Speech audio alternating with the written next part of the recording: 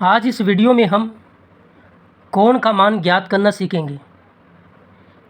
कोण सी का मान 65 डिग्री दिया हुआ है, कोण ए का मान 45 डिग्री दिया हुआ है और कोण डी का मान 85 डिग्री दिया हुआ है और कोण बी का मान एक्स का मान हमें ज्ञात करना है। तो हम जानते हैं इस कोण का मान हम ज्ञात कर सकते हैं। हम जानते हैं त्रिभुज के तीनों कोणों का योग 180 डिग्री के बराबर होता है। इस कोण को हम y मान लेते हैं। तो इन तीनों का योग किसके बराबर होगा? 180 डिग्री के बराबर होगा। पहला कोण यहाँ पर 65 डिग्री है, दूसरा 45 डिग्री है और तीसरा y है। इन तीनों कोणों का योग 180 डिग्री के बराबर होगा।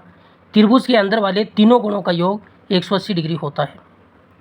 65 में 45 जोड़ेंगे 110 डिग्री आएगा प्लस y बराबर 180।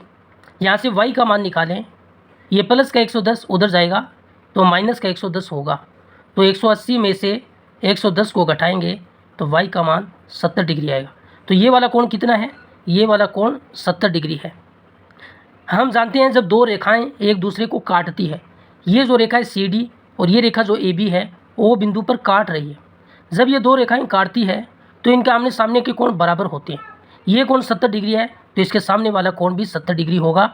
इन्हें शीर्षाभिमुख कोण कहते हैं, ये बराबर होते हैं। फिर यहाँ पर देखो ये भी त्रिभुज है। इस त्रिभुज के अंदर वाले तीनों कोणों का योग कितना होगा? 180 डिग्री होगा।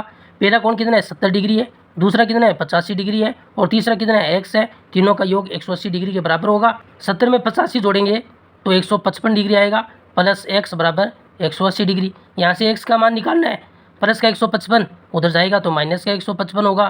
तो घटा लीजिए कितना आएगा? 25 डिग्री x का मान आएगा।